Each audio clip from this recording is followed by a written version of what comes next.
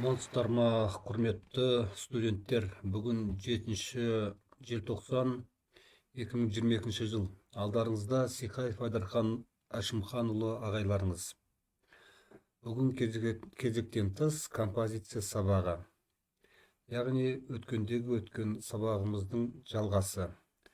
Өздеріңіз білесіздер, сабағымыздың тақырыбы көркем идеялық ой. Композицияда көркем идеялық ой деп аталады. Мақсатымыз жеке тұлғаның шығармашылық қабілетін ойын дамытудағы көркем идеялық ойдың маңызы мен көкейкестілігін түсіндіру. Енді, құрметті студенттер, өткен жолы біздер бірінші кезеңінде не өттік? Қандай қорытынды бекіту әрекеттерін жасадық деген қарасақ, бірінші кезеңде біз өткен сабақтарға шолуларды бекіттік. Енді соңғы курстардағы сабақ болғаннан кейін, осы сіздердің соңғы лекцияларыңыз деп, біздің соңғы лекциямыз деп түсіндіңіздер. Жаңағы психологиялық педагог тұрғыда түйіндеу қорытындылау жасадық. Естеріңізде шығар, оны біз қысқаша естеріңізге түсіріп өтетін болсақ, өздеріңіз білесіздер, мынау өзге сабақтардан, яғни бейнелеу өнер ішіндегі суреттен, живопистен, мүсіннен композиция сабағының айырмашылығы қандай екенін ұқтыңыздар дейміз, ойлаймыз. Өйткені суретте жаңағы алдыңғы пәндерде, арнайы пәндерде сіздерді белгілі бір деңгейде білім, дағды, икемділік әрекеттеріңізді дамытуға үйретсе, енді мынау композиция сабағы сол сіздерді енді бұл жерде идеялық ойды ойлау әрекетіне, соны кенеп бетіне түсіре алу әрекетіне үйретеді екен. Яғни бірінші мәселе шығармашылық жұмыстағы. Біз барлық заңдылықтарын бәрін айтып өттік өткен жылдары, қайталап өздеріңіз роликтен көрерсіздер. Идеялық ой суретші адам үшін, жалпы адам үшін негізгі басты, былайша айтқанда, жетекші күш екен. Идеялық ойсыз ешқандай шығармашылық жұмыс, ешқандай әрекеттер, адам санасынан шығатын саналық дүниелер, яғни бұйымдар, неше түрлі өнер туындылары шықпайды деген сөз. Яғни соның бәріне, былайша айтқанда, ұқтырып, сонда идеялық бағыт бағдар бере алатын пәніміздің бірі осы композиция сабағы екен. Яғни біз өткен сабағымызда жаңа қорытындылау кезінде сіздер не түсіндіңіздер дегенде еске түсіріп өтейік.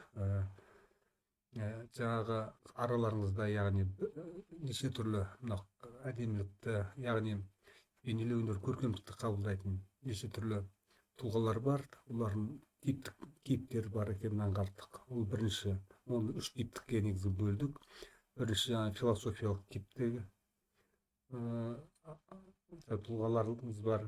Екінші эмоционалдық типтегі деп айттық. Үшінші созерцательный, яғни қалай десек, қадалып қарау, көру әрекетімен айналысатын типтегі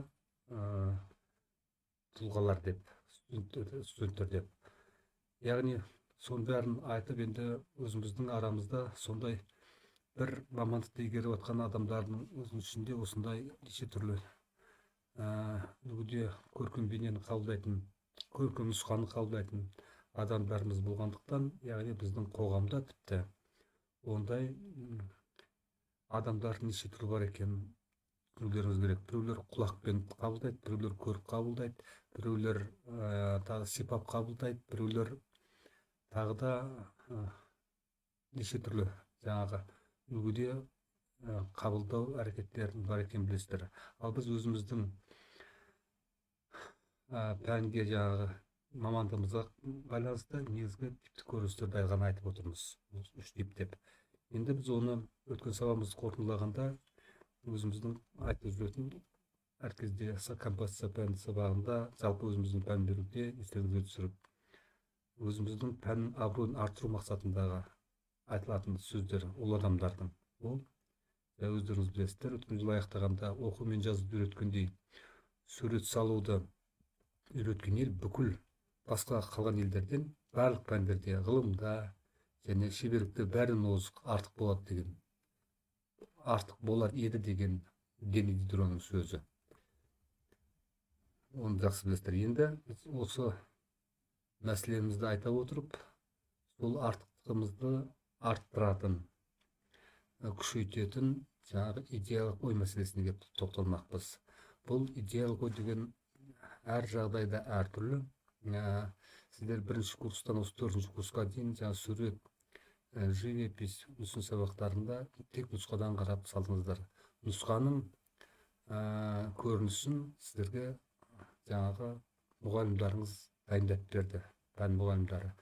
Сіздерге тек қана композициялық ізденістеріңіз қай қырынан отырып саласыздар, қай қырын таңдайсыздар, оны қалай қағазға түсіресіздер, қалай түсірсеңіздер дұрыс болмайды, дұрыс болады, қалай түсірсеңіз оңды болады, қалай ұтыласыздар, қай жағы сізге ұнайды, қай жағы ұнамайды деген сұрақтарға жауап беріп, сіздердің композициялық ізденістеріңіз сондай әрекеттер деңгейінде ғана болды. Ал енді сол деңгейді біз арттыруымыз керек, ал композиция сабағы сіздерге ойландыру әрекетімен айналысты. Онда тек қана сол мұғалімдер қойып беретін нұсқадағы сияқты сіздер белгілі бір идеялық композицияларыңызды, мысалы натюрморттан қалай тауып, нені қойып, онда не түсіндіреміз, қандай әдемілікті көрсете аламыз деген, көркемдік сипатты бере аламыз деген мәселемен ғана айналысып, сол төңіректе ойландыңыздар. Жалпы идеялық ойдың өзі ауқымы әртүрлі деңгейде болады. Яғни қарапайым біздің сала бойынша натюрмортты ұйымдастыру, натюрморт нұсқасын, композиция нұсқасын ұйымдастыру, сурет композиция құру мәселесіне ғана қатысты болды. Сол деңгеймен біздер жалпы соларды құрып, соларды салып, сонымен белгілі бір тақырыптарға қозғау салып қана шектелдік.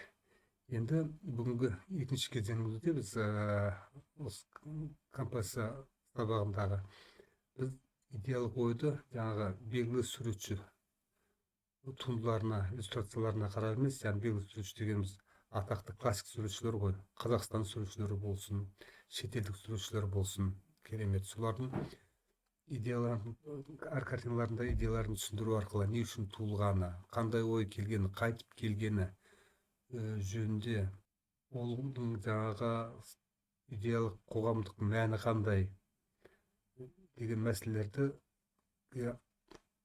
айтып, белгілі бір сабақтарда, әр сабақтарда жеке түсіндіріп бақтық. Енді бүгінде дәл қазір мен сол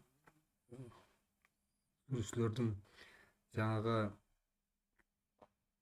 туындыларын көрсетпей-ақ, бұл жолы яғни ағайларыңыздың қандай деңгейде, қандай үлгіде көрсете алатын өзінің кәсіптік білімі бар деген мәселеге жауап беру арқылы сіздерге түсіндірмекпіз. Яғни мен бұл жолы өзімнің авторлық, яғни шығармашылық туындыларым арқылы сіздерді белгілі тұлғалық, яғни ұлттық, жалпы адамдық, көркем, идеялық ой мәселесіндегі шығармашылық бағыттарға бағдарлау. Яғни сол себептен де соны осы бағдарда әңгімені бастамақ бұрын сіздерге тағы да тура біздің бейнелеу өнеріне, кәсіби мамандарына, суретшілерге ғана арнап айтылғандай қылып айтқан ата-бабаларымыздың сөзі, қазақ атамыз сөз, көп білгеннен сұрама, көп көргеннен сұра деген сөз тура біздің мамандыққа арнап айтылғандай. Яғни мағынасы кең екенін көрдіңіздер. Яғни өмір тәжірибесі бойынша да, басқа да бойынша көрген білгенін қандай адамнан сұрау керек деген кезде өзі әр нәрсені өз басынан өткеріп, өз түйсініп, өз сөзімен, өз көрген танымымен, өз қабылдаған жаңағы түйсігімен түсіндіре алатын шынайы қылып адамнан сұрау керек екенін айтып отырмыз. Сол себептен де осы біз бейнелеу өнер саласында қатысты болғандықтан сіздерге ағайларың ретінде енді өзімнің жаңағы шығармашылық жұмысымды, яғни өзім түсініп, сезініп, біліп, көрген туындыларым арқылы сіздерге бүгін біршама әңгіме айтып, идеялық ойды түсіндірмекпін. Яғни идеялық ой, бүгін көркем идеялық ой дейміз ғой. Бұл қандай туындыларда қалай айтылады? Әрине бүгін өте жаңалық көп, әртүрлі әлемде бейнелеу өнерінің даму бағыттары білініп, естіліп, жаңадан туындап жатқан жайы бар. Әлем бір орында тұрған жоқ, жүзіп келе жатыр. Бүгінгі біздің мынау бейнелеу өнерінен салып жатқан дәстүрлі үлгідегі мынау қалам, қылқалам, жаңағы бояуларымызбен ғана кенепке ғана шектеліп қоймайды. Сонымен қоса неше түрлі бір көріністерге толы адамдардың өз қимылымен де көрсетіліп жатқан жайттарды көріп жатсыздар. Қысқасы, дәстүрлі үйреніп игеру мүмкіндіктері асып түсетіндей, осы дәстүрге үйреніп қалған адамдар үшін қабылдауға қиын өнердің, яғни біздің бейне өнердің ағымдары көптеп толып кетті. Соны көріп сіздер біршама былайша айтқанда сасқандай да жағдайларда болатындарыңыз анық. Өйткені көп жағдай осындайда біраз ойландырып, біраз толғаныстарда қалатындарыңыз сөзсіз. Біршама өздеріңізді сол көп неше түрлі мәліметтердің ішінде бейнелеу өнер туралы өздеріңіз жоғалтып алғандай да көре алмай да қалатын жайларыңыз болады. Міне соған байланысты бүгін сіздерге осы соңғы лекциямызда біршама бағыт бағдарды беріп, өзіміздің туындылар арқылы сөз етпекпіз. Енді қараңыздар, жаңағы бағыт бағдарлар қандай деген кезде өздеріңіз білесіздер. Көріп тұрсыздар, интернеттерде көп бізде мүмкіндігінше сабақ барысында кейбір туындыларды көрсетіп түсіндіріп қоямыз. Олар сіздер қабылдай алып жатсыздар ма, қабылдай алмай жатсыздар ма, жалпы сіздерге мәліметтер жетіп жатыр. Солардың бір жаңағы қазір еске түсіре кетейік, жаңағы бейнелеу өнерінің ағымдарына жататын абстракциялық импрессионизм дейді. Абстракционизм. Қараңыздар, абстракциялық экспрессионизм мен абстракционизмнің айырмашылығы қандай? Тіпті осы екеуінен де мысалы сіздерде сұрақ қойған кезде біріңізде сасқалақтап қалатындай жайларыңыз болады. Олардың айырмашылығы не? Қараңыздар, бір өнердің өзінен неше түрлі ағымдар шығып кетіп жатқанда, импрессионизм мен постимпрессионизмнің айырмашылығы қандай? Бұлар енді кішкене құлақтарыңызды үйренген бейнелеу өнеріндегі бағыттар. Бұны естіп көріп біршама былайша түсіне аласыздар. Ал енді авангардизм, акционизм, анахронизм, андеграунд деген бағыттар дегенде сіздер біршама ойланып қаласыздар. Содан видео арт, боди арт, кинетикалық өнер дегендер бар, кубизм деген өнер бар. Бұл кубизм, сюрреализм де сіздерге біршама түсінікті деп ойлаймын. Олында сіздердің кішкене дәстүрлі мынау бейнелеу өнеріне қатысты әрекеттеріңізбен құралдарыңызға сәйкес келетін өнер түрлері. Ал суперреализм, реализм деген, модернизм дегендерді білесіздер. Ал вафизм, инсталляция, көркем фото, пуризм, перформанс дегендерді қалай түсінесіздер? Осының бәрі айналып келген кезде бұдан да көп қой, интимизм дегендер бар. Жалпы бейнелеу өнер бәрін айтып болмаймыз ағымдары. Бірақ оны қарап отырған кезде тіпті біздер өздерімізде таңғалатындар сәттер болады.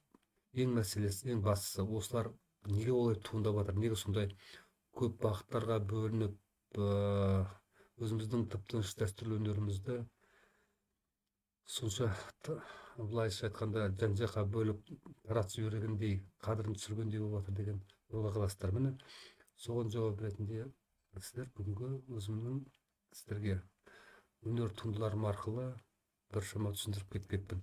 Яғни қараңыздар, бұл бағыттарға негізгі себепші күш жаңағы идеал ой, көркем идеал ой композиция деген. Яғни идеал ойдың ішінде жаңағы суретшінің айтам деген мына қоғамдық ортада қабылдап жатқан неше түрлі әсерлерге байланысты айтам деген ойды жеткізу мәселесі тұр. Қандай түрде, қалай жеткізем деген мәселесі тұр. Бұны өздеріңіз білесіздер, мынау көрме залдарына баратын адамдар аз қалды, әсіресе біздің Қазақстанда. Ол көптеген жаңағы қоғамдық ортадағы саяси жағдайларға байланысты, саяси идеясы бар, идеологиясы бар неше түрлі саяси идеялар жүріп жатқанына байланысты біршама бейнелеу өнерінің бір қадірі түскендей әсер қалдырады сіздерге. Шын мәнінде бейнелеу өнері өз орнында, өз дәрежесінде тұр. Оны тек қана сезіне біліп, көре біліп, жақсы көріп, түсіне біліп, соны жеткізе білу мәселесіне ғана байланысты. Міне бүгінгі өнер ағымдарының сондай әртүрлі нәрседе туындауы біз белгілі бір деңгейде ойлана қараймыз. Ойлана қараған кезде біздің Қазақстан бейнелеу өнеріне қажетті қандай өнер туындылары, қандай бағытта жүру керек дегенде, біз өзіміз маман ретінде Қазақстан бейнелеу өнеріндегі, қазақ бейнелеу өнеріндегі өз бейнелеу өнерінің даму бағытын, дамудағы ағымдарды бәрін бақылап қарап отырған жайымыз бар. Жаңа мен айтып отқан өнер түрлері, ағымдарын бір шамасы Қазақстан суретшілерімен жасалып жатқан жайы бар. Сонымен соғында байланысты енді осындай идея көп, идеологиясы неше түрлі болып жатқан, қым қуыт болып жатқан ортада біз өзімізді жоғалтпай қалай сақтап қаламыз, өз келбетімізді қалай сақтаймыз деген бір ұлттық бағыттар, тұлғалық үлгіде, адамзаттық үлгіде болатындай бір идеялық ой негізіне сүйену керектігі айқындалады. Ол қандай идеялық ой негіздегіңізде, міне біз бүгін сол мәселеге тоқталмақпыз. Міне осы мәселеге мен өзім қалай тоқталдым деген кезде, менің еңбегім, менің жұмыстарым сіздерге мысал болады деп ойлаймын. Сіздерге белгілі бір бағыт бағдар береді деп ойлаймын. Ол жағдай жаңағы өздеріңіз сияқты бейнелеу өнері туындыларын жазған кезде дәстүрлі үлгіде қарапайым натюрморт жазудан басталған сізге айтуымыз керек. Яғни бізге де ағайларымыз кезінде оқытты, көрсетті, ұғындырды. Яғни идеялық ой тек қана аудиториядағы жаңағы белгілі бір қойылған немесе бір ұқсатып салу әрекетімен ғана шектелмейтініне көз жеткізді. Яғни адам ойындағы ішкі сезіміндегі, ішкі болмысындағы талап тілектеріне де қатысты бір бағыттар түсетін, бір армандарды іске асыратындай іштен түрткі болатын бір күштер пайда болады, құбылыстар пайда болады екен. Сол құбылыстар сіздерді алдыға жетелейді. Ал сол құбылыстар қай ағымда, қай бағытта жүріп жатқанын сіздер өздеріңіздің жаңағы қолданыңыздағы құралдарға байланысты сезініп көріп, соны түсіндіру әрекетіне көшесіздер. Ол қандай әрекет дегенде сіздерге кей кездерде мынау бейнелеу өнерінен салып жатқан құрал жабдықтарыңыз күші жетпейтіндей күйде қаласыздар. Ол күші жетпейтіндей болғанда жаңағы бүгінгі заман жағдайына байланысты көрме залдарында адамдар бара білмейді, сіздер ескерусіз қаласыздар. Жалпы мүмкіндік болса қоғамда болып жатқан жағдайларға өз үндеріңізді қосқыңыз келеді, көрінетіндей қылып, көрнекі қылып. Соған байланысты сіздер ізденісте боласыздар. Міне идеал ой содан туындайды. Ал ол ізденісте болу барысында әрине көп оқисыздар, көп көресіздер, көп бастарыңыздан өткересіздер, толғанасыздар, жылайсыздар, күлесіздер, толқисыздар, өмірден бас кешіп кететіндей жағдайға түсесіздер, тіпті қуанып бәрін құшатындай жағдайға жетесіздер. Соның бәрі тоғыса келе белгілі бір бағытқа аяқтарыңызды шатастырмайтындай бір негіз тауып алуға жұмылдырады екен. Соның әсері туындайтын жаңағы әр сол әсерді бір түйіндейтін кездерде белгілі бір туындылар дүниеге келіп отырады. Менің сөзімнің мағынасын түсініп отырсыздар ғой. Бұл ақырын шығармашылық идеялық процестердің жүру әрекетінен хабарды ретінде сіздерге әңгіменің кезеңмен айтып келе жатқан жайым деп ұғыңыздар. Ал енді жалпы мен де сіздер сияқты енді жұмыстан бастайық. Сол натюрморттан бастағам. Қазір сіздерге мынау бір натюрморттарын көрсетіп қойын. Көп жұмыстарым көрінбей қалып отыр. Қазір қолыма түскендерін ғана сіздерге белгілеп көрсетіп өтейін. Мысалы мынау енді қызғалдақтардың көрінісі болып кетті. Екі қана натюрморт па, тағы қандай натюрморт? Міне бұл енді сіздерде жаңағы қарапайым қойылымына қарап үйрену әрекетіне қатысты. Соны түсінуге болатындай сіздерге ұғыныңқы жұмыс деп ойлаймыз. Бұл натюрморт, яғни қызғалдақтар, дала қызғалдақтар, тағы да біраз натюрморттарым бар еді. Бұлай көрінбей қалып жатыр. Енді мен қоса екінші кезеңдерді сіздер оқып үйрену жағдайларыңызға қатысты, соны жақындатып кезең-кезеңмен көрсете берейін. Пейзаждық жұмыстар, яғни табиғат көріністері. Табиғат көріністері мынандай табиғаттар, бір тау көріністері, кеңістікті қалай беру, тауында өзіндік ерекшелігі бар, бұнда көркемдік идея неде тұр. Бұл көріністі бір шынайы қылып дұрыстап көрсету алуынан белгілі бір деңгейде ләззат алу, яғни шеберлігінің мүмкіндіктеріңді байқап, содан бір белгілі құмарыңды бір өзіңді тексеріп қарап бейнелеу әдістері қаншалықты сол белгілі бір мезгілде дәл көрсете аласыздар, соған қарап. Бұнда әртүрлі құбылыстар, мынау табиғат мынандай көрініс болатын болса, мынау табиғат көрінісі мынандай көрініс. Бұнда бояу, колорит, рең үлгілері басқаша, тондық үлгілері басқаша. Осының өзі белгілі бір деңгейде көңіліңізге бір қуаныш алып келеді, тепе-теңдік алып келеді, осыны көрсетіп сала алу. Яғни шеберлігіңізді айқындайды. Сол табиғаттың әдемілігін сезіну рахатына бөленесіз. Енді мынау этюдтер сіздерге көп талап ететін, жаңағы живописьте, рисункта этюдтер деген этюдті орындау мәселелері ғой. Сурет салу мәселелері, нобай жасау мәселелері, суреттеме салу мәселелері. Ал композицияда сіздер істедіңіздер эскиздер салу мәселесі. Мынау осы қазір көрсетіп отырған эскиздер сіздерге, эскиздік үлгілер сияқты этюдтер үлкен композицияға, өйткені осында салынған салу құбылыстарының бәрі, табиғат құбылыстарының бәрі болашақта сіздердің үлкен жұмыстарыңызға бір материал болады. Яғни қажетті, былайша айтқанда, нұсқамалық, бағдарламалық үлгілер болады десек. Артық айтпаймыз. Бұл жұмыстардан кейін мынаны қараңыз, портреттер. Бұл портреттерде сондай деңгейде салынған әртүрлі.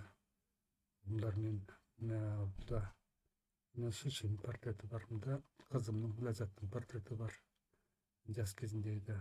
Бұнда мынау тағы осындай портреттер. Мұнда ағайларымыздың портреті, аталарымыздың портреті, шешеміздің портреті.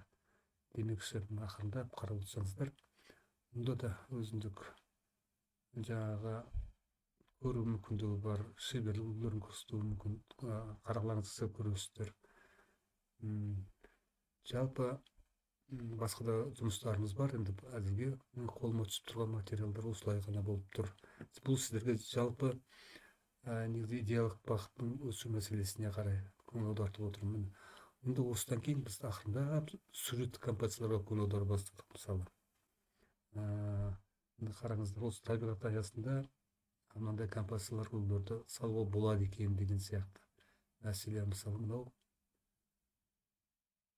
жұмыс,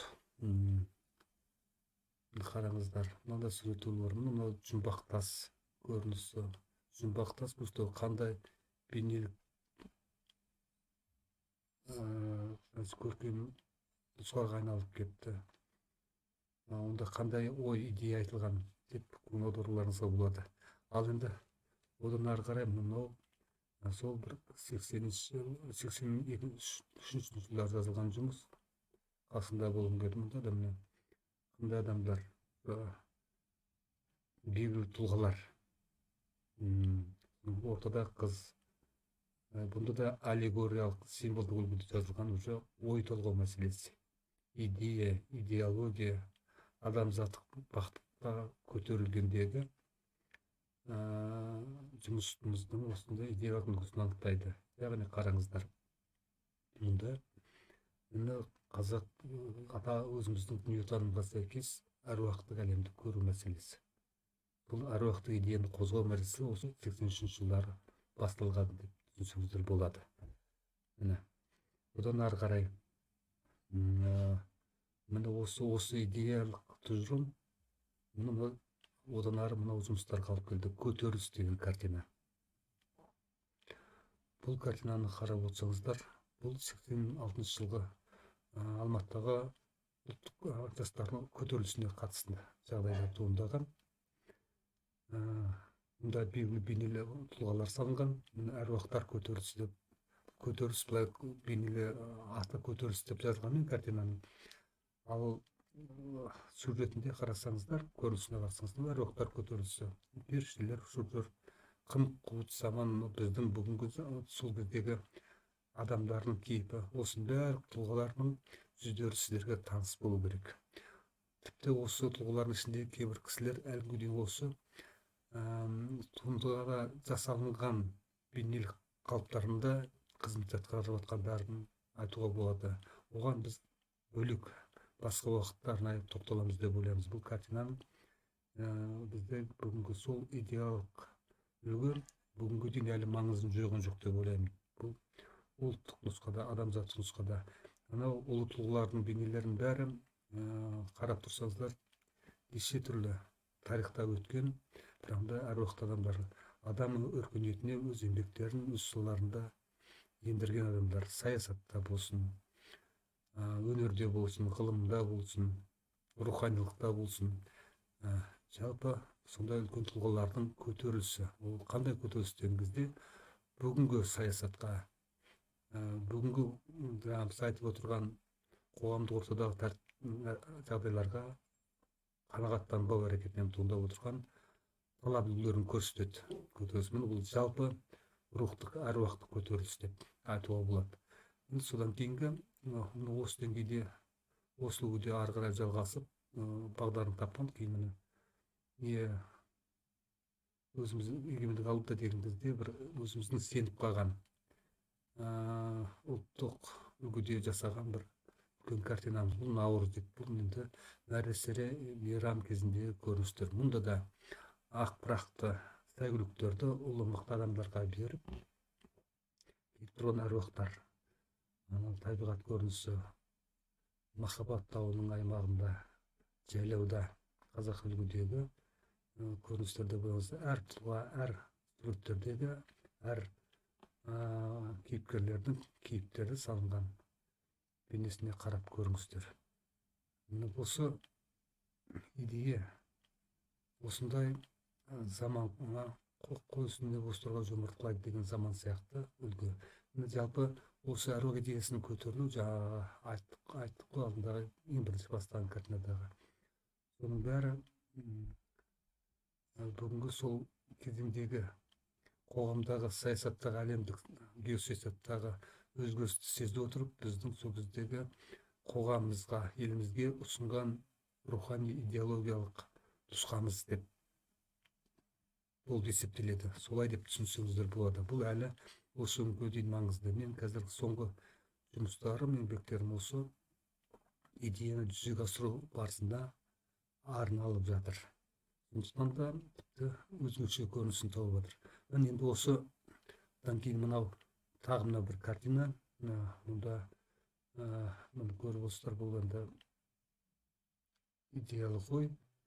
Жаңа суретшілердің тағдырларына қатысты, суретшілердің жан дүниесін түсініп, оларға бірліктерімізді көрсету мәселесіне қатысты туынды. Яғни мынарда Ван Гог, Гагин және мен деп аталады. Бұнда да сондай суретшілердің тағдырын көрсеңіздер, таныс көрсеңіздер, өздеріңізде ұғынып, бізді біршама түсінесіздер деп ойлаймын. Яғни бұл, суретшілердің періште сәби сезіміне, оқымына, идеалына, былайша айтқанда, бас ию деген мәселені анықтаса керек деп ойлаймын. Осындай идеямен мен сіздерге қандай жағдайда болмасын бейнелеу өнеріне қатысты соны жасап жатып көркем өнерін мен жаңағы адам өркениетін дамытып жатқан дана ұлы тұлғалардың жаңа еңбектеріне сіздерді насихаттау әрекет деп түсінсеңіздер болады бұл жұмысты. Енді міне, құрметті студенттер, міне осындай қысқаша сіздер осы туындардың бар екенін түсіндіре отырып, сіздер өздеріңіз бағалай бересіздер деп ойлаймыз. Ағайларыңыз қаншалықты деңгейде, қандай ауқымда жұмыс істей алады екен, қалай ойлайды екен деген мағынада сіздерді біршама ой түске былай жұмылдыруы мүмкін. Енді қазір соңғы кездерде басқа туындыларымды айтпай ақ қояйық, енді әзірше осы жетер. Енді қандай бағытта жұмыс істеп жатыр енді қарасаңыздар, мен сіздерді негізі идеялық бағытқа қандай бағыттарда болу керек деген мәселеге жұмылдыру мақсатында тағы бір негізгі туындыны, соңғы кезде орындап жатқан туындыны әңгіме еткім келеді.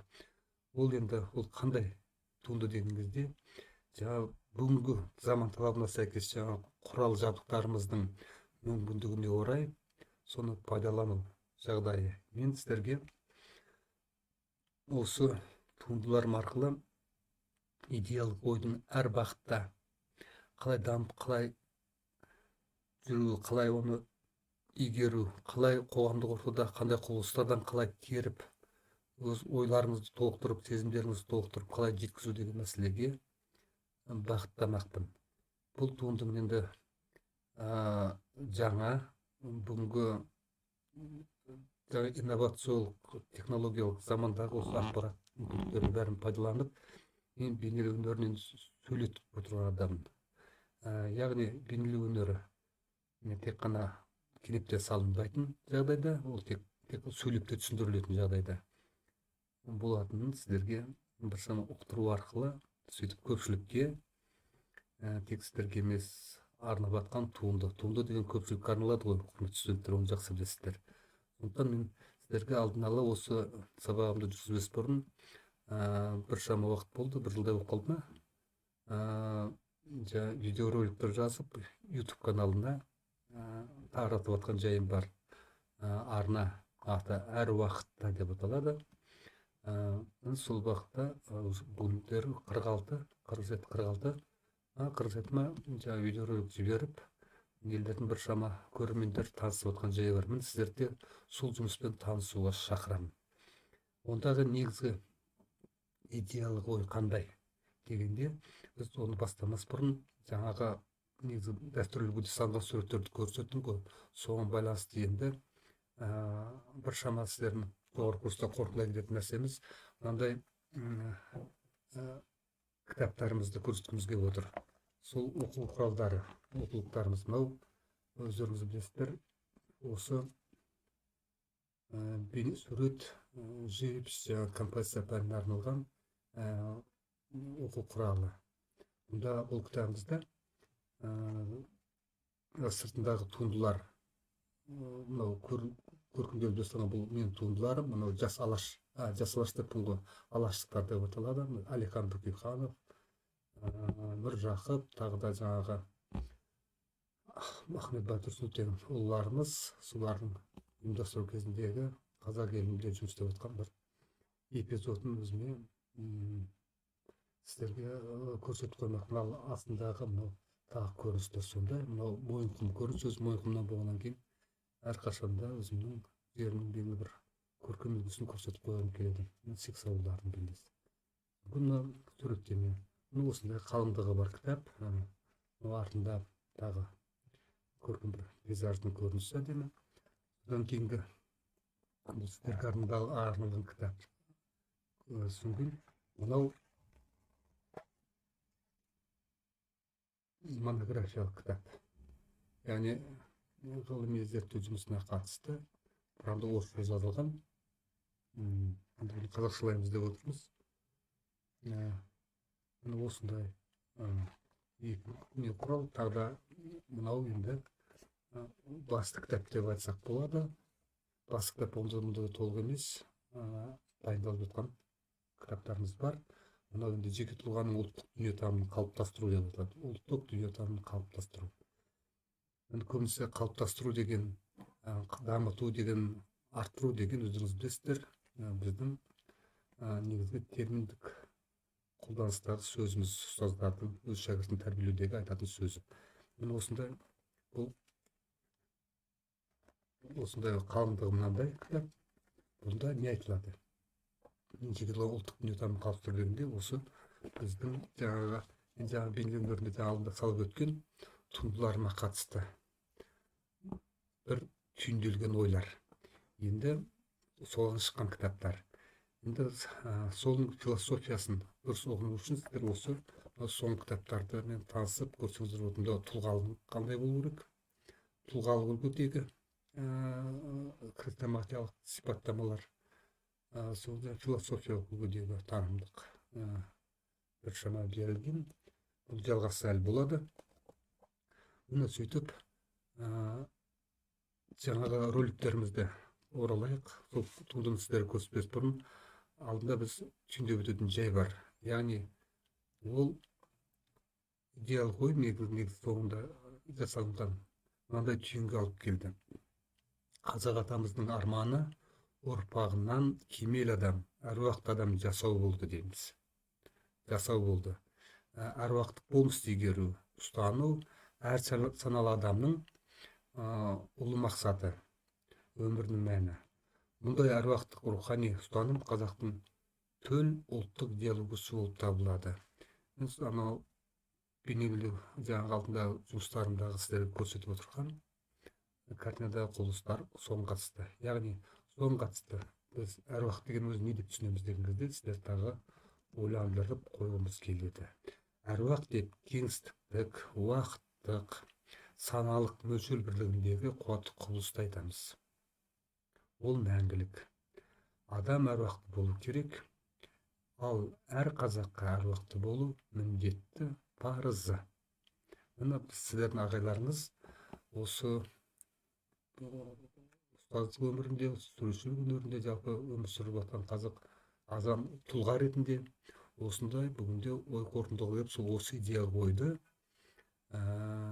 қалыптастыру мәселесімен, ел ішінде тарату мәселесімен айналысып жатқан жайы бар. Бұл таза қазақтық үлгі.